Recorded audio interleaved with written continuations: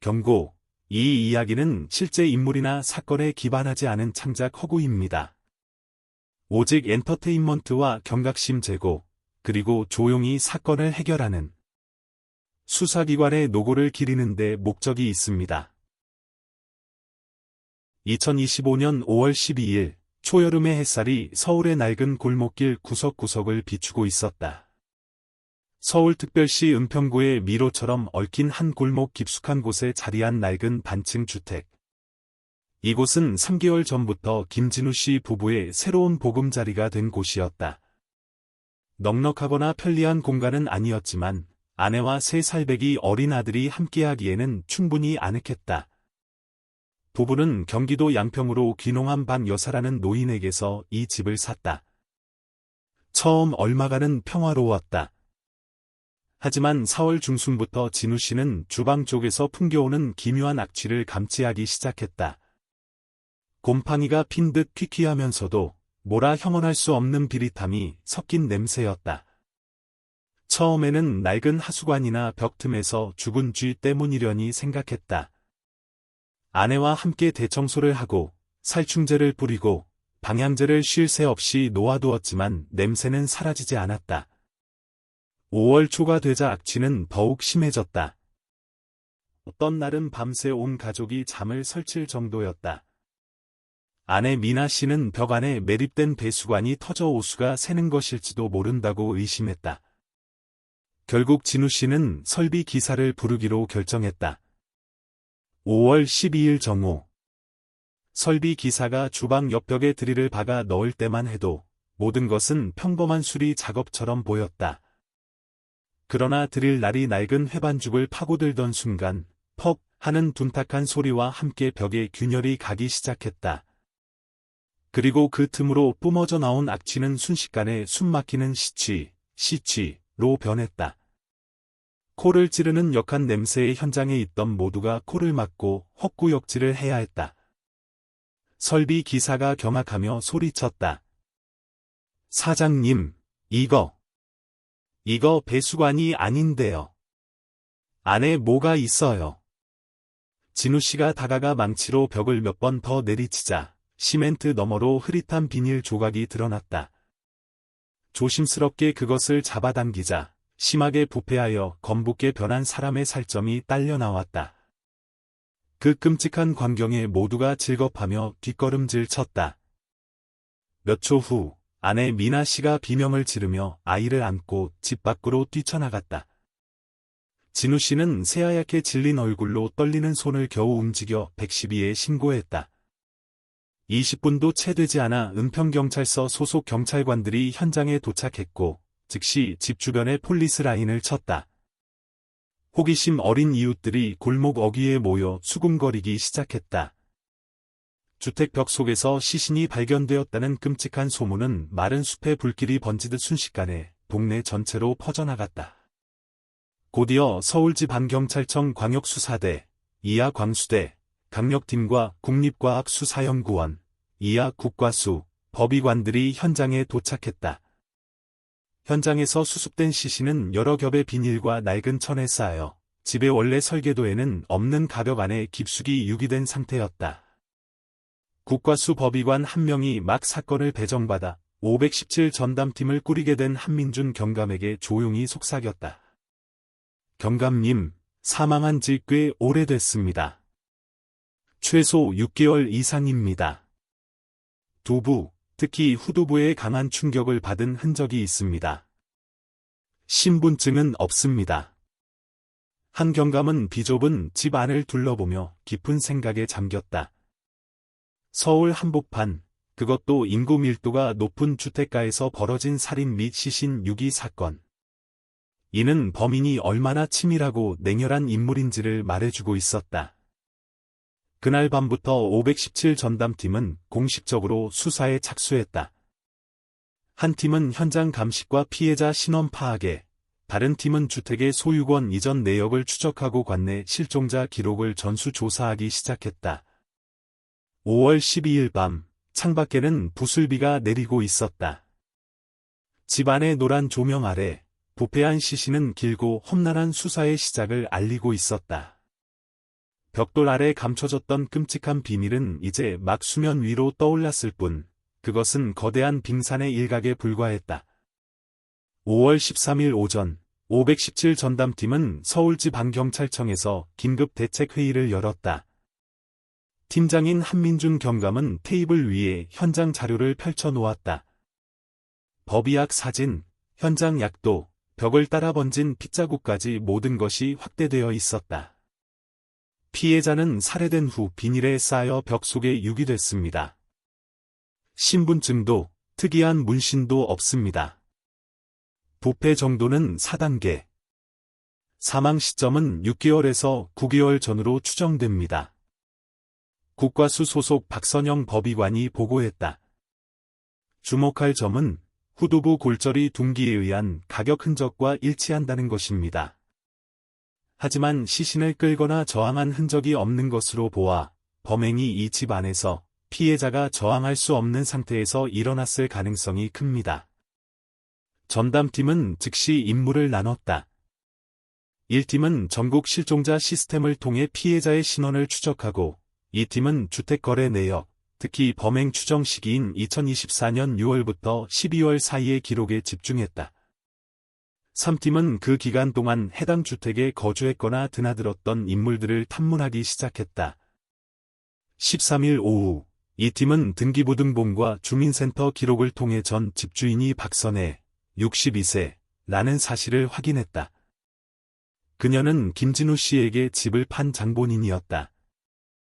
기록에 따르면 박 씨는 주민등록상 주소지가 다른 조카, 최유나, 25세와 함께 이곳에 살았다고 한다.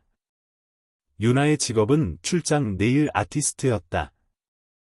수사팀은 등기 서류에 적힌 박 씨의 연락처로 전화를 걸었다.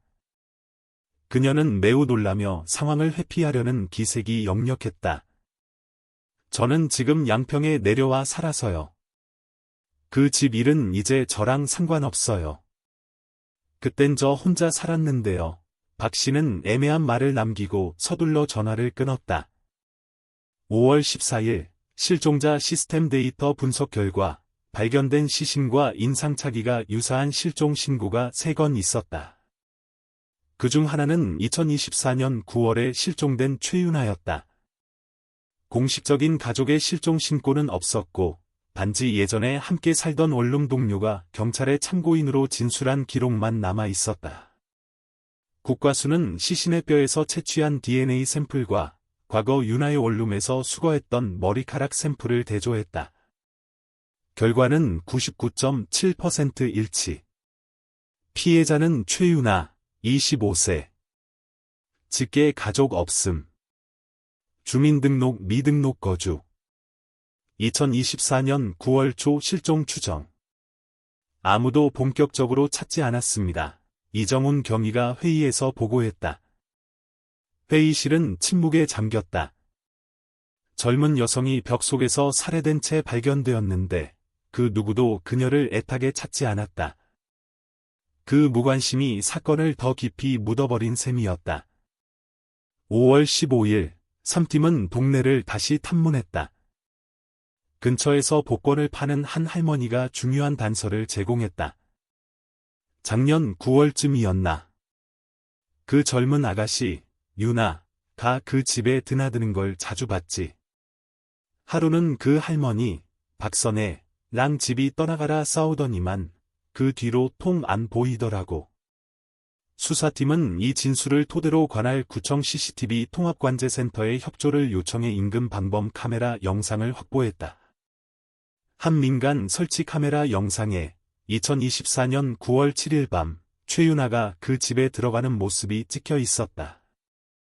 그리고 그 이후 그녀가 나오는 모습은 어디에도 없었다. 모든 정황이 가리키고 있었다.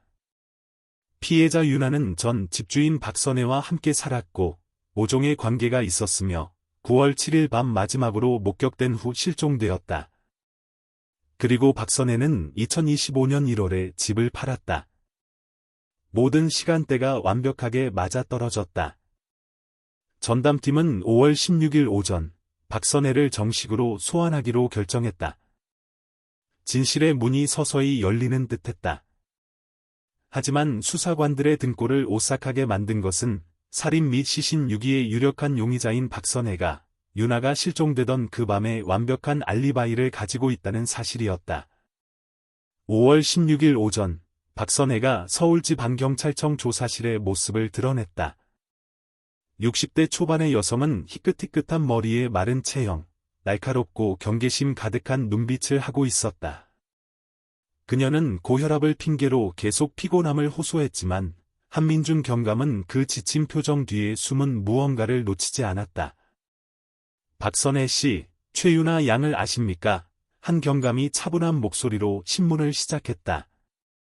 네, 제 조카뻘 되는 아이입니다. 제 집에 몇 달 얹혀 살다가 말도 없이 나가 버렸어요. 마지막으로 본 게 언제입니까? 작년 8월쯤이었나. 뭘로 단단히 삐쳤는지 짐 싸서 나가더라고요. 친구랑 같이 네일샵 차린다고 경기도 쪽으로 간 줄 알았죠. 하지만 수사팀은 이미 유나가 9월 7일 밤 집에 들어가는 CCTV 영상을 확보한 상태였다. 또한 그날 밤 박 씨의 집에서 큰 다툼 소리가 났다는 증언도 있었다. CCTV 영상을 제시하자 박선혜는 잠시 흔들렸지만 이내 평정을 되찾았다. 제가 날짜를 잘못 기억했나 보네요. 제가 잘 때 나갔거나 뒷문으로 나갔겠죠. 제가 애를 감시하는 사람도 아니고요. 수사팀이 최유나 양의 시신이 당신이 살던 집 벽 안에서 발견됐습니다. 라고 압박하자 그녀의 얼굴이 순간적으로 굳었지만 즉시 격렬하게 반응했다. 그게 무슨 소리예요? 말도 안 돼. 전 몰라요. 집할 때 벽 같은 건 손댄 적도 없어요. 집에 시체가 있었으면 제가 몇 달 동안 냄새도 못 맡았겠어요? 5월 16일 오후, 수사팀은 사건을 완전히 다른 방향으로 틀어버리는 증거를 입수했다. 박선혜의 금융거래 내역 조회 결과, 그녀는 2024년 9월 5일부터 11일까지 강원도 속초에 머물렀다는 사실이 확인되다.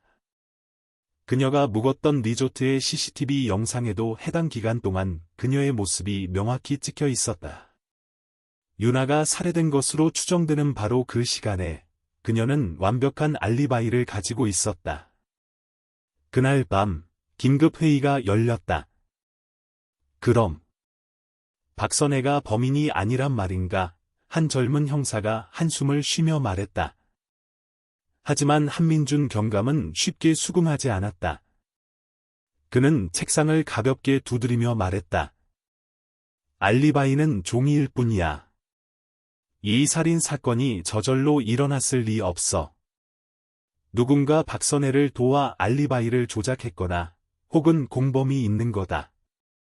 5월 17일 수사팀은 단서를 찾기 위해 옛 주택을 다시 찾았다. 건축 구조를 재측정하던 중 한 형사가 이상한 점을 발견했다.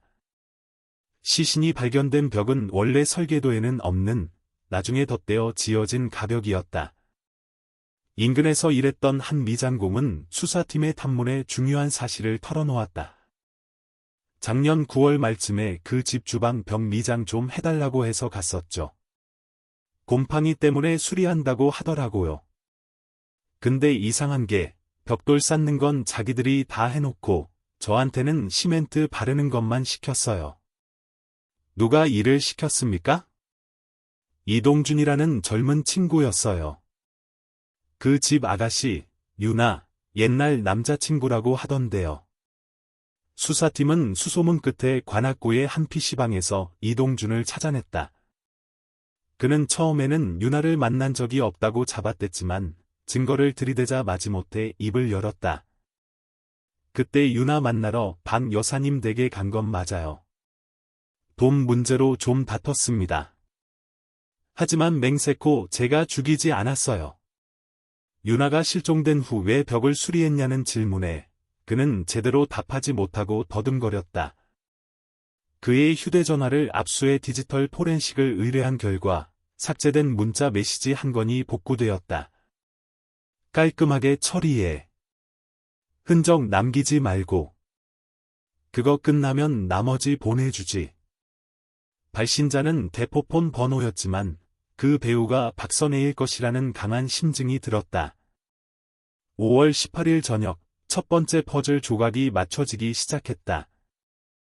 박선혜는 완벽한 알리바이를 가졌지만 가장 강력한 동기를 가진 유일한 인물이었다. 반면 이동주는 의심스럽긴 하지만 혼자서 이토록 치밀한 시신 유기 계획을 세울 능력이 없어 보였다. 전담팀은 진범이 어쩌면 가장 먼저 용의선상에서 벗어난 바로 그 인물일 수 있다고 믿기 시작했다. 한민준 경감은 회의에서 결론 내렸다. 우리는 지금 법을 알고 심리를 이용할 줄 알며 완벽한 연극을 꾸밀 만큼 영리한 범인과 마주하고 있다. 하지만 범인은 한 가지를 잊었다. 아무리 정교한 계획이라도 반드시 균열은 남는다는 것을. 그리고 그 균열이 우리를 진실로 인도할 것이다. 5월 19일 517 전담팀은 2024년 9월 7일 밤의 모든 상황을 재구성하는 작업에 돌입했다. 19일 오후 기술 분석팀이 옛 주택 현장을 다시 찾았다. 이번에는 지표 투과 레이더, GPR와 같은 첨단 장비를 동원했다. 결과는 충격적이었다. 시신이 발견된 가벽 외에 다른 두 곳의 벽도 새로 시공된 흔적이 발견되었다. 벽을 파내자 그 안에서 유심칩이 제거된 부서진 휴대전화 한 대가 나왔다. 디지털 포렌식 팀이 휴대전화의 메모리 카드에서 47초짜리 짧은 음성 파일을 복구해냈다. 그 내용은 수사팀 전체를 얼어붙게 만들었다. 최윤아의 겁에 질린 목소리, 뭐 하는 거예요? 이거 놔요. 나 여기서 나갈게요. 됐죠? 한 여성의 차갑고 거친 목소리, 내년이 그 얘기를 떠들고 다니겠다고. 내가 그렇게 파고들지 말라고 했을 텐데. 둔탁한 충격음, 그리고 침묵. 5월 20일, 박선혜는 다시 소환되었다. 음성 파일을 들려주자 그녀는 더 이상 평정을 유지하지 못했다. 하지만 그녀는 마지막까지 발버둥 쳤다. 전 몰라요. 누가 내 목소리를 합성했겠죠. 수사팀은 그녀의 통화 기록을 확보해 성문 분석을 의뢰했고 음성 파일 속 목소리가 박선혜 본인의 것임을 과학적으로 입증했다. 하지만 그녀는 마지막 카드를 꺼내 들었다. 난 거기 없었다고요. 난 속초에 있었어요. 당신들이 증거 다 갖고 있잖아요. 5월 21일 알리바이가 마침내 무너졌다. 속초 리조트의 체크인 과정을 끈질기게 파고들던 한 형사가 리조트 물품 창고에 설치된 내부 CCTV 영상을 찾아냈다. 영상 속에는 박선혜가 아닌 마스크와 모자로 얼굴을 가린 젊은 남성이 박선혜의 이름으로 숙박계에 서명하고 있었다. 그는 프런트 데스크의 CCTV를 교묘하게 피하며 알리바이를 조작했던 것이다. 그의 신원은 곧 밝혀졌다. 박선혜의 죽은 남편 쪽 먼 친척인 이강민. 사기 전과가 있는 인물이었다. 그날 저녁, 박선혜는 긴급 체포되었다. 하지만 그녀는 여전히 완강했다. 좋아요. 강민이한테 돈 주고 속초에 가 있으라고 시켰어요. 그냥 엮이기 싫었을 뿐이에요. 하지만 난 안 죽였어요. 그냥 겁만 줬는데. 걔가 넘어졌어요. 고의가 아니었다고요. 하지만 국과수의 최종 부검 결과는 명확했다. 윤아는 단순한 넘어짐이 아니라 둔기로 후두부를 강하게 가격당해 사망했다. 알리바이를 조작한 행위만으로도 구속 사유는 충분합니다. 그리고 당신이 한 짓은 단순한 협박 이상일 겁니다. 한 경감의 목소리는 낮고 단호했다. 사건의 문은 하나씩 닫히고 있었지만 가장 중요한 질문이 남아 있었다. 최윤아는 왜 살해당해야만 했는가? 그녀가 떠들고 다니려던 비밀은 과연 무엇이었을까? 5월 22일 사건은 예상치 못한 방향으로 전환되었다. 디지털 포렌식 팀이 윤아의 휴대전화 메모리 카드에서 삭제되었던 3분짜리 동영상 클립 2개를 추가로 복구해냈다. 영상은 책상 밑에 숨겨둔 카메라로 몰래 촬영된 것이었다. 두 번째 영상에는 윤아의 옛 남자친구 이동준이 문제의 집 주방으로 들어서는 모습이 담겨 있었다. 최윤아의 차분한 목소리, 오빠랑 박 여사님이 작년에 무슨 짓 했는지 알아. 이 집, 온전히 그분 돈으로 산 거 아니란 것도 알고. 이동준의 격앙된 목소리, 뭘 원해? 돈이야, 아니면 다 끝장내고 싶은 거야? 최윤아, 진실이 밝혀지길 원해. 그러지 않으면 내가 직접 고소할 거야. 5월 24일, 결정적인 증거가 나타났다. 국과수에서 최신 기술을 이용해 시신을 감쌌던 비닐 조각의 혈흔 속에서 희미한 지문을 재감식한 결과 이동준의 지문과 일치한다는 통보가 왔다. 수사팀은 즉시 살인, 사체 유기, 증거인멸 혐의로 이동준에 대한 체포영장을 발부받았다.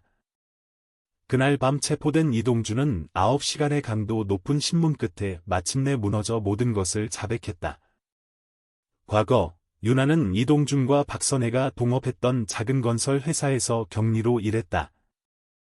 회사가 부실해지자 이동준은 공금을 빼돌려 윤아에게 회계 부정의 책임을 뒤집어 씌웠다. 박선혜는 과거 자신을 돌봐준 은인이었기에 윤아는 그를 고소하지 않았다. 하지만 윤아가 우연히 박선혜의 집이 당시 빼돌린 회사 자금으로 구매되었다는 사실을 알게 되면서 분노했다. 윤아는 이동준을 횡령 및 탈세 혐의로 고소하기 위해 증거를 수집하기 시작했다. 9월 7일 밤, 이동준은 윤아를 만나러 박선혜의 집으로 찾아갔다. 말다툼 끝에 몸싸움이 벌어졌고, 격분한 이동준은 근처에 있던 둔기로 윤아의 머리를 내리쳐 살해했다. 그는 공포에 질려 일단 자신의 집으로 돌아가 알리바이를 만들고 새벽에 다시 현장으로 돌아와 시멘트와 도구를 가져와 시신을 벽 속에 유기했다. 일주일 후 윤아가 계속 보이지 않자 이상하게 여긴 박선혜가 이동준을 추궁했다. 모든 사실을 알게 된 그녀는 경악했지만 과거의 횡령 사실까지 드러날까 두려워 침묵을 선택했다. 그 대가로 이동준은 만약의 경우를 대비해 그녀의 알리바이를 만들어주기로 약속했던 것이다. 5월 26일 사건을 종결하려던 참에 한 기술 분석관이 윤아의 휴대전화에서 미처 발송되지 않은 이메일 초안 하나를 발견했다. 수신인은 시사 주간지의 유명 탐사보도 전문기자 박태진이었다. 작성 날짜는 9월 6일. 그녀가 살해당하기 바로 전날이었다. 박태진 기자님께 저는 현재 서울 시내의 부동산을 이용한 대규모 자금 세탁 정황을 추적하고 있습니다. 다수의 상가와 아파트가 차명으로 거래되고 있으며 그 자금은 유령 회사를 통해 유입되고 있습니다. 제가 현재 임시로 거주하는 은평구의 이 주택 역시 그 연결고리 중 하나입니다. 등기상 소유주는 박선혜 씨지만 실제 구매 자금은 2020년 세무조사를 무마했던 태강건설에서 나왔습니다. 만약 제게 무슨 일이 생긴다면 태강건설이라는 이름과 사건 번호 TCG-2020에서 시작해 주십시오. 이 내용은 즉시 경찰청 지휘부에 보고되었고 곧바로 반부패 경제범죄수사대가 수사에 착수했다. 한민준 경감도 자문위원으로 참여하는 새로운 전담팀 864팀이 꾸려졌다.